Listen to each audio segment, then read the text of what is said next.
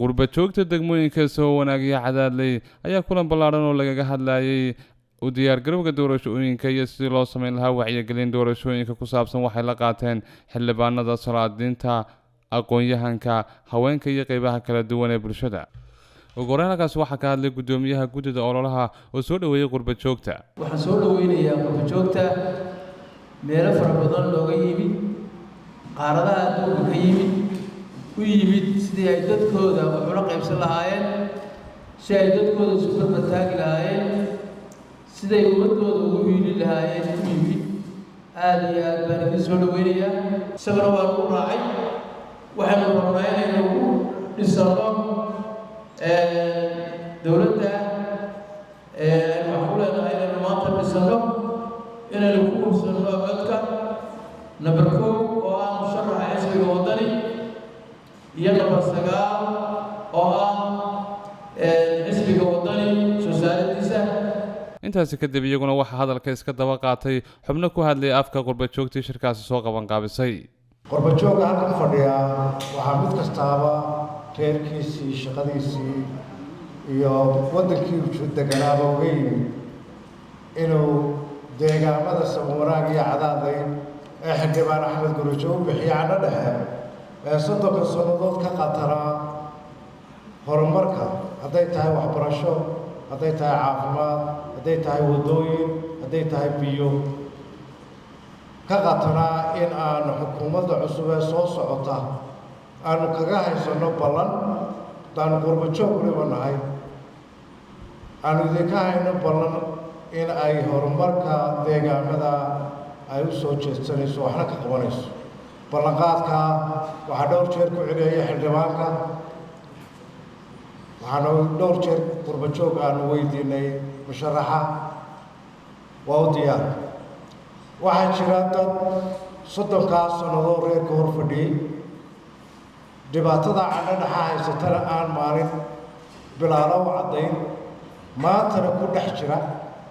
waxaan halkan fariin uga diray inay ka waatoobaan basasha ay kala jeexjeexayaan iyo reerka ay kala qaybinayaan. runtii ololana insha Allah waan ku soo geynaa waan insha Allah tagi doonaa labada cisho ee leeyahay 6 bisha iyo 8 bisha waa inaynu mar kasta walaalayaal isku xiran oo midaysan inuu deegaanada ka hawlgalnaa saas isku ognahay. halkan maanta fariintaydu waxay ku socotaa dadka xisbiga kulmiyo uu taarget gareeyay ee uu beer la xawsanayo ee uu ka dhex ololeysanayo isagoo marna isugu qabanayo ishoo ka dhigaya inay abtirsiinis xigaan marna ka dhigaya inuu dadka kala ku diro dadkaasi aniga maanta fariintaydu ku socotaa ummadda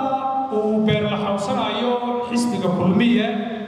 ee musabixi musharaxa u yahay halka waxaan u marinayaa inay yihiin oo ay u fahmaan inay ka qayb yihiin bulshada reer Somaliland ee xisbiga kulmiya uu silciyay intii uu joogay xukunka. kulmiya waxyaabuhu ku beer la xawsanaya waxa weeye ilmo yaxaas oo uu qubayo ee hadhagaysanina waxaan tusaale nool idin siinayaa sixir bararka xarkaha goostay haddii imika eegtaan lacagtii 500 ahayd oo hawada ka baxday banka markaa nin walba fursad baad haysataa maanta tuuro yar ilaahay ku tusayay nin walba fursadaada hadda yicin. qurba jooggu howlaha xisbiga dibadda way ka hayeen dalkana way ka hayeen maantana waxay diyaar yihiin oo kulankan iyo kulan shalay ka horreeyay sida la yeesheenba uu daaran yahay guddidu inay baawargarayso inay qurba jooggu guddiga ay baawargarayso oo howlahii ay wadeen ay u daba fadhiisato iyaga oy kula shaqayso oy meel ka wada jaanqaadaan. deegaankeenna aad iyo aad ugu mahad celinaya habeenkiina lacag baa lala soo maraya qaar subaxiina waa la masaxaa waa wax ilaahay loogu mahad celiya waxaana keentay isbedel doonkaa keenay in habeenkiina lagu soo guureeyo subaxiina waagu marku bariyo la caddaysto wadani loo ciyaaro waxaa keenay in isbedel doon la yahay dhaba. dadka inta badan waxaan ku lahayn sidii aad codka u bixisaan ee aad xisbiga wadani aad u taageertaan ayuunbana anaguna hadhowto dowladda imanaysa marka cod isxaaq carre amba cabdalle isxaaq laga dhex arko waanu la xisaabtami karnaa intaasoo cod buu deegaanka iyagu idinsiiyey ee deegaankayaga waxqabadkoodii keena markaa waanu idiin doodi karnaa laakiin haddaad codka jidagaagii aad ka iibisaan amba aad ugu deeqdaan de kuwii 40 sano wixii idii qaban waaya maantana wixii idii qaban maayaan baan ku lahay deegaankaanu soo marnay 100% wadani bay ahaayeen ilaahay baa mahadle ilaahayna guusha hayna siiyo 8 casho ayaa inaga xigta waqtigii codka la bixinayay dhammaantina waxaan marnay kulan dambe oo laga qodbadeeyo ama speech laga jeediyo iskugu nimaadno inta doorashada ka hadhay xafladda guusha mooyaane waxaan filayaa inay maanta tahay ujeedadaynu iskugu nimana waxa weeye in dadkeennii aynu guubaabino si aan codka u baaqan waynu ognahay dadku deegaanadan soo maray waxa weeye dhammaantood waxay wada ahaayeen xusbiga wadani marka waxa aynu aanba baxaynaa imika wixii ka dambeeya sidii dadkaasu ay dadweynahaas ay codkooda ay u dhiiban lahaayeen kadib waxaa iyaguna halkaasi ka hadlay suldaan cabdille xayd iyo weliba xildhibaan axmed yuusuf nuur guruuje oo kulankaasi ka qayb galay xisbiga kulmiye wuxuu soo bandhigay borograam uu ummadda cod kaga doonayo oo waxqabadkiisa yahay waxqabadka xisbiga kulmiye soo bandhigay waxaa ka mid ah 148 ceel oo riigaynu qoday innagu hal riig baynu ku leenahay hal riig kumali waxqabadka xisbiga kulmiye soo bandhigay caafimaadka hal dhakhtar kumali dhakhtarradii aynu dhisanay sagaala iyo degmada xarunta degmada Soomaaliya innagu aynu jeebkeena ka dhisanay aynu shilinka isku soo dartay bay naga xidhaba iska daa wax laynoo dhisay iskuullada bay naga xidhan markaa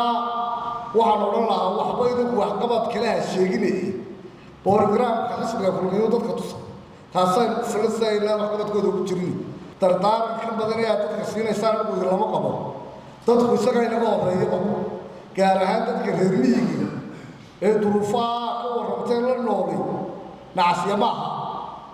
wax badan bay og yihiin halkaana cod iskaga kasaarin maayaan markaa waxaan leeyahay haddaa gurbajooga tihiin halkaa ka warwarinee ka warwarlaa waxba nin maalin mali waayey deegaankii ugu dhashay waxba kuma haya ee kuuragalka ku maraya wallaahi anigu in la isku dhibo ma arkay odayaada waa in laga yara daayaa hadalka waayo kuuragal bay ku marayaan dhulka haddii ay wax ku hayaan har cad bay mari lahayn sidaa darteed waxa weeye imanka maalinta lixaad baynu ma u leenahay barnaambaxa insha allah waxaan rajeynayaa sida aan qurbajoogku sheegay iclaamiyey ee ii sheegeen in ay diyaar u yihiin bixitaanka taana waan ku raacayaa oo ku hogganaya ismaaciil cabdi xasan saab t v hargeysa maasha allah soo dhowaada la jaanqaad shirkadda telesom maxmil waxay kuu diyaarisay adeegga internetka ay fiber optiga kaasoo xawaarihiisu kala go' lahayn waa guji waa ishaa biligteeda intuu soo gudlanayo hadalba gam hagarle ii ku isticmaal social midiyaha kuna daawo wararka cayaaraha iyo online geemiska haddaba maxmil soo gasho gurigaaga xafiiskaaga iyo goobtaada shaqo fadlan nagala soo xidhiidh nambarka gaaban 121